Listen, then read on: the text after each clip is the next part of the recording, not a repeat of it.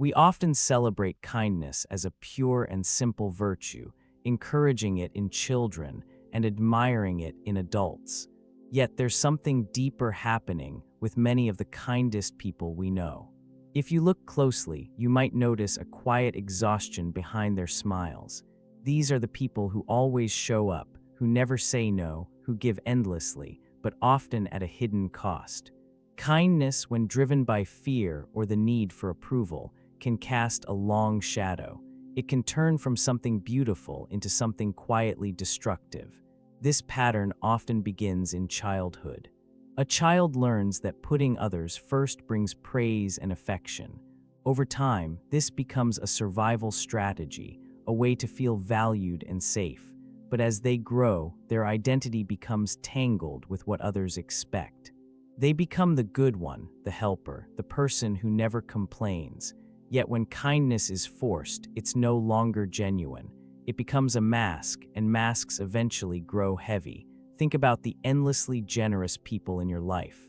They listen for hours, help without being asked, and sacrifice their own well-being. It seems admirable, even saintly. But inside, a quiet resentment often grows. A question that feels forbidden when you're always expected to put others first. Psychologists call this compassion fatigue. It's what happens when someone gives so much empathy and care that they run dry. Healthcare workers, teachers, and caregivers experience it, but so do everyday people who see themselves as kind souls. Studies show that those who consistently prioritize others report higher levels of anxiety, depression, and physical health issues than those who maintain balance. Unchecked kindness becomes self-erasure. It's like watering every plant except your own. Sooner or later, the gardener collapses. There's another unsettling layer. Sometimes, kindness becomes a weapon, not in an obvious, manipulative way, but in a quiet, unconscious one. When you're known as the kind one, people begin to expect it. They shape their behavior around your generosity. Without realizing it, your kindness teaches others that your needs come second. Over time, people stop asking what you want because they assume you'll always adjust. The kind person trains the world to overlook them. The kinder you are, the more invisible you become, and invisibility wrapped in politeness is a lonely place. None of this means kindness is bad. Genuine kindness is a beautiful force, but there's a crucial difference between kindness that flows from abundance and kindness that bleeds from emptiness. One heals, the other corrodes. One comes from love, the other from fear. Research backs this up. A study in the Journal of Personality and Social Psychology found that people who struggle to say no, often those who identify as kind and agreeable, are significantly more likely to experience burnout. Another study from UC Berkeley showed that altruistic behavior increases well-being only when it's voluntary and authentic. When kindness is driven by guilt, obligation, or fear of disappointing others, it lowers happiness and increases stress. Many of us fall into this cycle. We say yes to avoid disappointing people. We give to avoid being seen as selfish. We sacrifice to hold onto love, but the cost is steep. We slowly lose sight of ourselves. Our identity becomes so wrapped up in serving others that we no longer know what we truly want.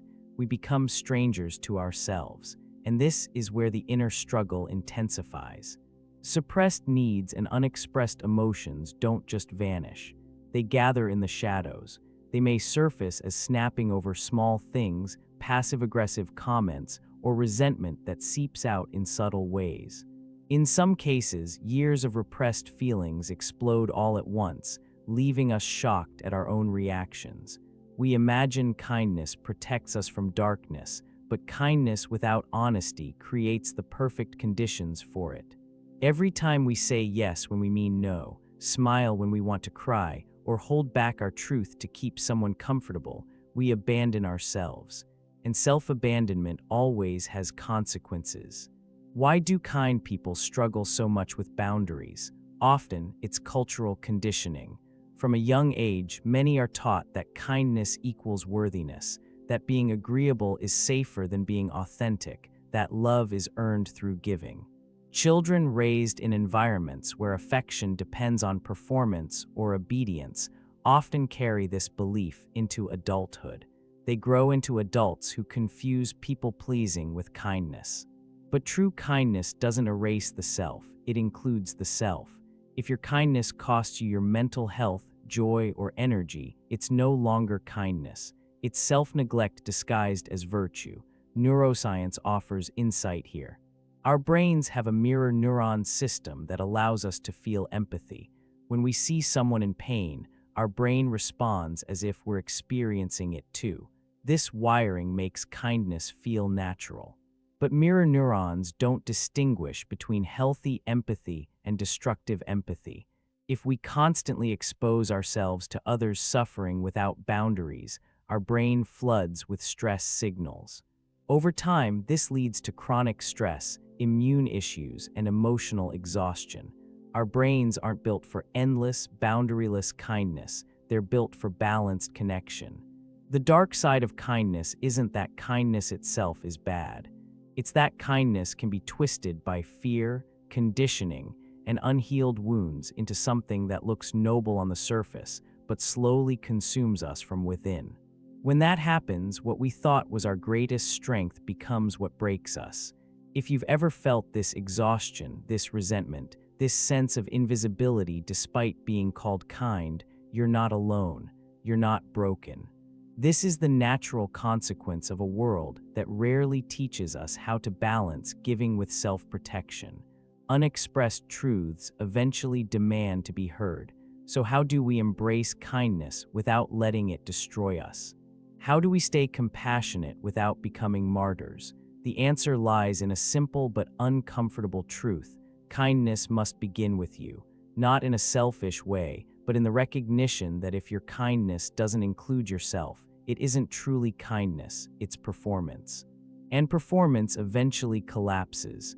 Think of the airplane's safety instruction: put on your own oxygen mask before assisting others.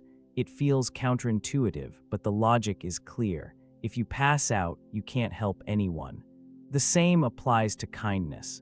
If you neglect your own needs, rest, and well-being, your ability to care for others eventually suffocates. This is where boundaries become essential. For many kind people, boundaries feel terrifying, like rejection, selfishness, or shutting people out. But in reality, boundaries are the purest form of honesty. Psychologists describe boundaries as the invisible lines that define where you end and others begin. Without them, relationships blur into dependency or silent suffering. With them, relationships become clear, mutual, and grounded in respect. Research shows that people who set healthy boundaries often experience deeper, more meaningful connections because their kindness comes from choice, not compulsion. In fact, those who respect their own boundaries are often seen as more trustworthy. When they say yes, you know they mean it. Their kindness isn't forced, it's authentic, and authenticity is magnetic. Still, setting boundaries isn't just about saying no to others, it's about saying yes to yourself. This can feel uncomfortable if you've spent your life equating worth with selflessness. It might feel like you're betraying the identity people admire. You may even lose some relationships. Some people won't like it when you stop overextending yourself. They may accuse you of changing or withdraw. That's painful but necessary, because relationships built on the expectation of endless giving were never truly balanced. There's a psychological concept called pathological altruism. It describes when the desire to help causes harm, either to the giver or the receiver. For example, sacrificing your health to care for others, or constantly rescuing someone so they never learn independence. Pathological altruism looks like kindness, but it creates dependency, guilt, and exhaustion. It's kindness gone wrong. Many societies elevate kindness as the highest virtue, but often in a way that encourages self-erasure. Hidden in these compliments is a dangerous assumption that goodness means never making demands, never saying no, never disrupting the peace. But real goodness isn't about erasing yourself. It's about showing up as your full, authentic self and still choosing compassion. Kindness from authenticity liberates, kindness from fear enslaves. So how can you shift from enslaved kindness to liberated kindness? Here are some practical strategies, not quick fixes, but lifelong practices. First, practice the pause. When someone asks something of you, don't immediately say yes. Take a breath, check in with yourself. Ask, do I have the energy for this? Do I want to do this? Even a few seconds of reflection can prevent automatic people-pleasing. Second, learn the power of a gentle no. A no doesn't have to be harsh. It can be kind and clear. The world won't fall apart if you say no. In fact, your honesty will make your yesies more meaningful. Third, reframe your worth. Your value isn't determined by how much you give. You were worthy before anyone needed you, before you learned to perform kindness to survive. You are worthy of love even when you say no, even when you rest, even when you carry nothing but your own presence. Fourth, tend to your own garden.